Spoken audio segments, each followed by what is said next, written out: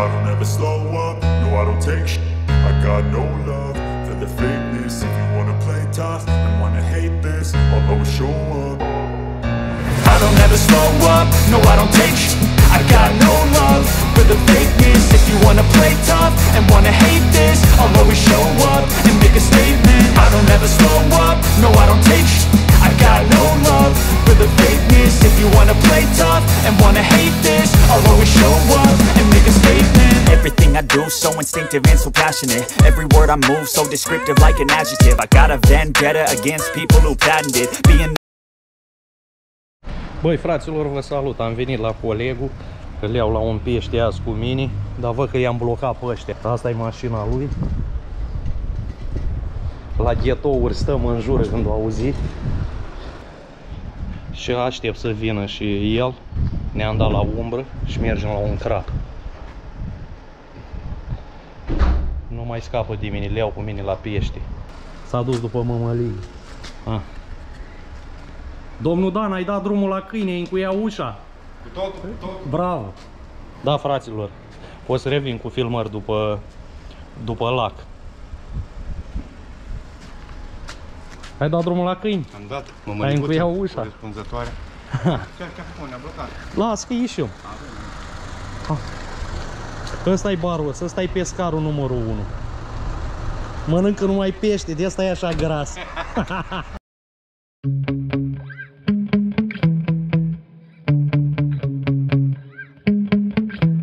Yeah. Sometimes I get so mad, there's no controlling me. My thoughts get so bad, I'm like, I might grab a bat, I don't know, my wrath, my... Mergem! Gata, fraților, a ieșit și Dănuț și mergem la un pescuit cu Dănuț. La un pescuit de crap. Băi, sper că în filmul ăsta să prindem și noi crap mare. Că m-am săturat de la cât palma. Revin de pe bal.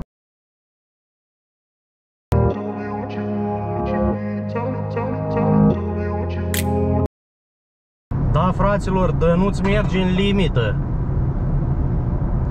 Nu o scapă cu un 5 la oră mai mult. Uite, uite ce frână ține.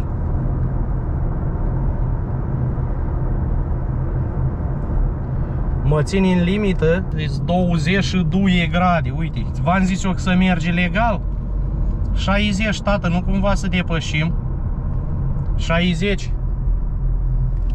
Așa, fraților, că ne apropiem cu pași mărunți la faimoasa baltă. Uite, vă arăt și metrou, că e așa îi zice, metrou. Bate soarele. Bate sorelul. A luat domnul Dan mămăligă, că el mă chinuie așa, că mașina mea e manuală, nu e hidramată. E manuală, dar sperăm azi să prindem pești. Facem gulumul, facem caterincă, dar sperăm să prindem și pești mari. De ce zic eu vreau pești mari? Să prindem de la... Că ce faci cu motanii ăștia care îi prindem noi la cum îi zici? Ce faci, Dani? Semnalizează. Motani de ăștia cât palma. Noi vrem ceva mare. Bye, bye!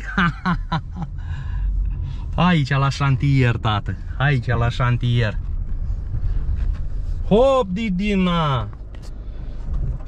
Să o punem și pe aia pe frână, de mână. Da, fraților, am ajuns. Nu se vede mașinuța lui domnul Dan. Am ajuns să iau bagajele și ne găsim la pescuit pe baltă. Gata, patroane? Mergem. Și-a luat barosul sculile astea care scapă crapul, dar îs buni. Mergi, la banii ăștia. Ia zi, păi astea sculi bunic, măcar îl prinde, îl scoate tu, nici atâta. Ai pierdut aseară. Da. Băi, fraților, gata. Cu domnul Dan aici, pe felii. Apăsați acolo.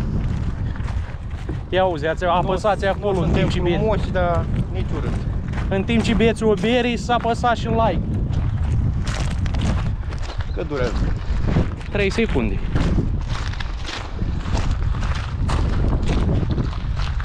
Să vede și lacul. Băi, vedeți și voi cât îi facem noi pentru un like de-a vostru. Uitați pe în ce bosches mergem. Pe în ce bălării. Să vă facem pe voi fericiți, să ne dați like. Asta e balta în care a populat Dan cu pește.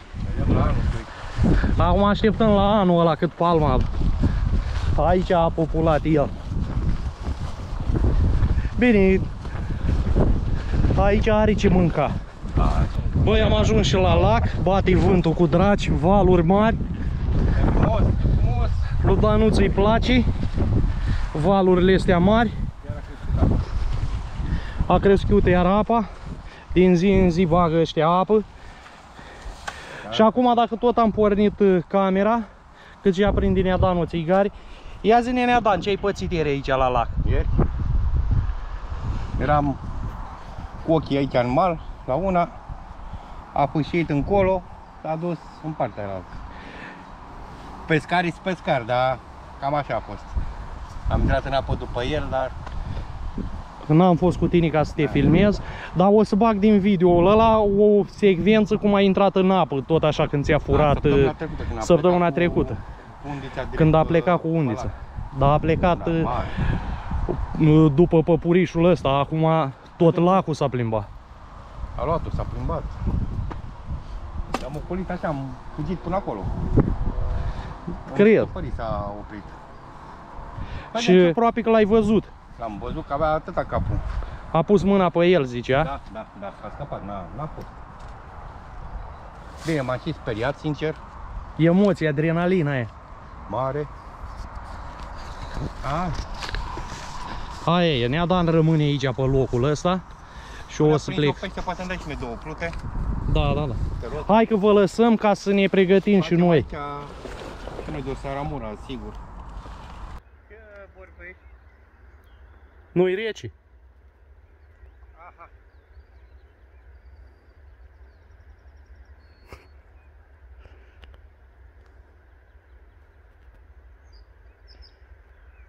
Ce ai făcut, Bobby? Băi, băiatule, cum a fucit, ești nebun la cap.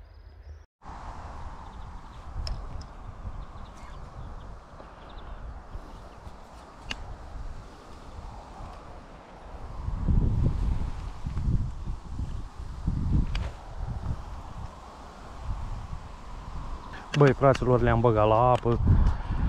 E vântă, e asta. Nu pot să... Trebuie să stau să le păzesc. E vremea urâtă, dar sperăm să vină trăsături. O să pornesc camera când o să am activitate, dacă o să am. Le-am pregătit. Am pus și eu pe suport 2 aici, ca omul, una dau la fund. Așa. Dacă o să prind cu ea, o să vă arăt. Și 2 la plută, tot la fund, dar cu plută.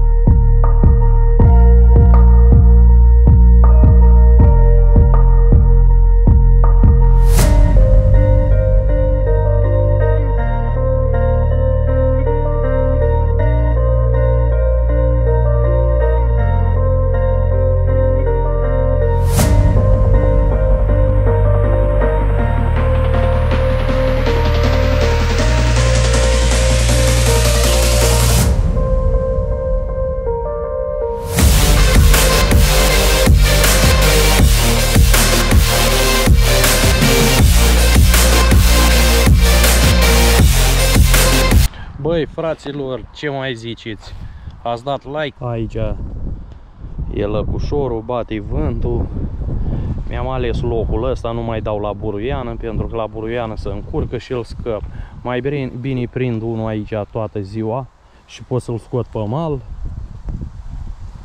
decât să prind 20 și să nu-i scot. Colegul după păpurișul ăla. Eu am ales aici. El o să aibă trăsături mai multe ca mine, că acolo la păpuriș stă peștele. Dar eu am ales un loc mai curat, așa, să pot să-l scot. N-am vrut să... Faimoasa mea geantă, 70 de centimetri lungime, lățime nu știu cât are, dar e bună că bag și lansetele, ne bag de toate. Dau una la adânc, una acolo și una în păpuriș, la mal. Valuri la adânc, dar aia e. Sperăm că vine peștele. Ne revedem mai târziu, sper să avem și o captură de prezentat. Dacă nu, aia e. Așa-i crapul. Mănânc o zi, după aia nu mai mănânc. Știu de la Baltacu că îl urmăresc pe YouTube și zice acolo: băi, stăteam câte 3-4 zile, o săptămână, că stăteau ei pe delta și zicea: băi, peștele mânca în 24 de ore doar o oră. Așa că eu nu pot să stau aici 24 de ore pentru o oră. Vin, mă relaxez și plec. Știți cum e. Că așa fac eu la pescuit. Poate pe viitor o să mă duc și la alte vălți să mai prezint. Că na, numai în balta asta, numai în balta asta, poate nu vă place. Pe partea aia e și sorelul. Să vede sorelul. A venit și aici sorelul la mine. Poate s-ar mai opri vântul ăsta, că e mai mișto când nu bate vântul. Vezi mișcare la plută, chiar dacă e sensibilă, o vezi când nu bate vântul. Băi, fraților, bate vântul, nicio activitate până la ora asta. Nu e târziu, cred că avem cam în jur de o oră de când am ajuns aici. Și încă aștept. Cred că se aude vântul și pe filmare. Încă aștept. Sper să vadă bine în filmare. Dacă tot nu prind pește, am zis să mă duc până la Neadan, să vedem la el, poate merge mai bine. Poate la el merge mai bine pescuitul. Și hai să dăm o fugă până la el. Da, am sutienul cu mine, eu așa îi zic la suportul de GoPro. Am mai dat și aici mi-a băgat bățul odată în apă. Dădeam chiar aici lângă mal. Da, cum am zis că vreau să dau în parte și să mergem până la patron, să vedem ce zice.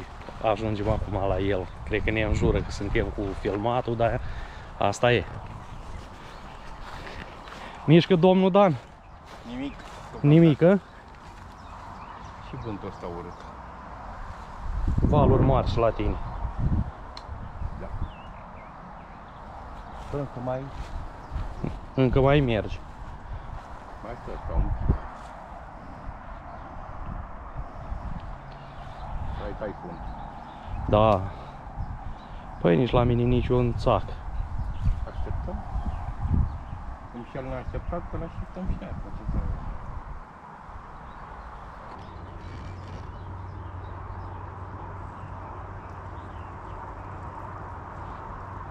Hai că am plecat la mine.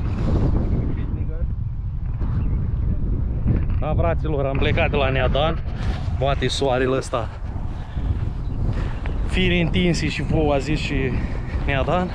Mergem la mine acolo să vedem dacă le văd mișcate, dacă a fost ceva. Că în general, când pleci, atunci așa se întâmplă. Atunci ți-o mută, tragi. Care pescuiește știi.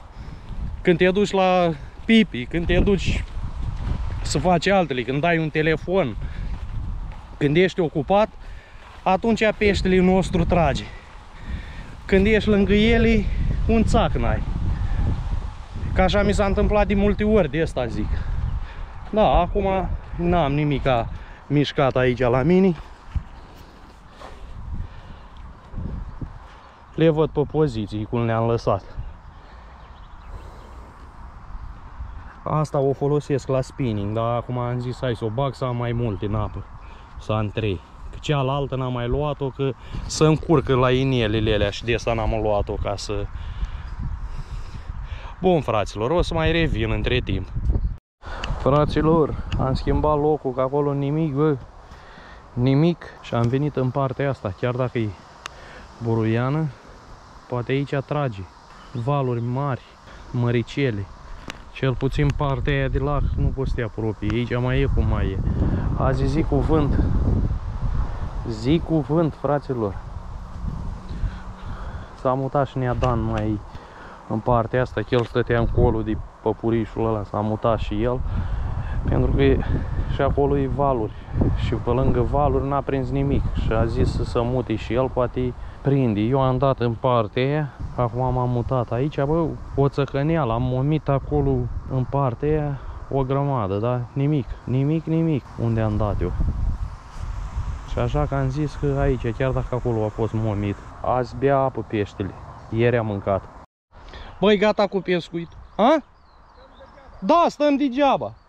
Băi, gata cu pescuitul, stăm degeaba. Ne-a dat acolo. Ne-am hotărât să plecăm aici, azi vedem dacă găsim un lac în altă parte. Mergem acolo. Stăm până mâine aici. Astăzi peștele nostru bea apă. Ce zici? Nu pune gura decât când plouă. Ieri am mâncat, azi bea apă. Da, fraților, azi bea apă peștele, nu pune gura. Am dat și la pâine, am dat și la boabă de porumb și la mămăligă. Nu pune gura azi. Așa că ne strângem tot și plecăm. Poate ori plecăm la alt lac, dacă nu putem să dăm acolo la lacul ăla, plecăm acasă. Așa că vedem, vă mai țin la curent eventual cu câte o filmare, să vedeți și voi ceea ce o să urmeze în vlogul ăsta. Că de ce zic eu? Uite la ce am dat. Uite la ce am dat. Cu mămeală, cu pâine, cu mămăligă, făcut frumos. N-a prins, nu merge. Strângem tot. Alea clasic sistem care îl știți din alte video, ce am în apă, nu pică. Așa că, băi fraților, niciun țac n-am avut azi. Vă mai zic și vă repet, ieri am mâncat. Astăzi bea apă. E setos. Am auzit și eu vorba asta de la cineva și a avut dreptate. Na, acum căutăm în altă parte un lac, ceva și poate acolo avem succes. Uitați-vă, din capătul ăla dădea Dan până acolo. Aici eu până acolo. Jumătate de lac. Nu mănâncă. Altă oară. Băi fraților, v-am zis, aici nu s-a prins peștii. Întorc mașina, îl am și pe Neadan în spate și mergem, că am văzut pe GPS câteva lacuri în zonă și să ne ducem după lacurile alea să vedem dacă reușim să băgăm lansetele, să-l aștept să întoarcă și el mașina. Că nu, stăteam aici degeaba cu el. Stăteam aici degeaba cu el, că nu facem treabă. Și dacă tot am văzut lacurile alea aici în zonă, v-am zis și vouă, hai să mergem la lacurile alea să vedem ce promite. Poate reușim acolo să dăm de pește. Că alea chiar nu le-am explorat. Să moară Gibilan dacă n-am găsit cu Dan ceva de vis. Uite, acum să sperăm că avem pește aici. Nici dracu nu vin în boscheții ăștia. Este baros? Să schimbă vremea. Uite ce frumos.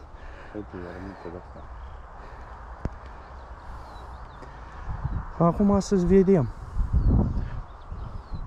Că ăsta e singurul loc care putem să dăm. În altă parte n-ai cum. Da, fraților, asta e balta noastră. Aici să ne îngrămădim amândoi. Uite ce-l face. Sau nu-i de pește?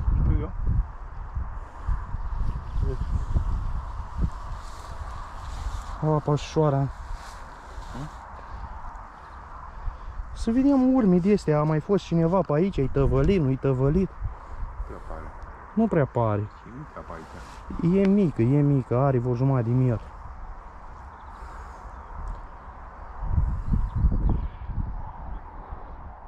Da, ăsta ne lacul viitor care o să dăm în el. Este baros. Și uite ce el face. Ăla-i pește care face așa. Pofi mititel. Hai să pun și punct la filmare. Băi, am cercetat acolo, e apa mică. E apa mică. Uite pe unde am mers ca să dăm de lacuri. Până și iarbă. Dar e apa mică acolo. Este apa mică. Și așa că plecăm acasă. Vă salut, fraților, ăsta e tot vlogul nereușit. Și ne vedem în alt videoclip. Poate nimerim ceva bun. Vă salut!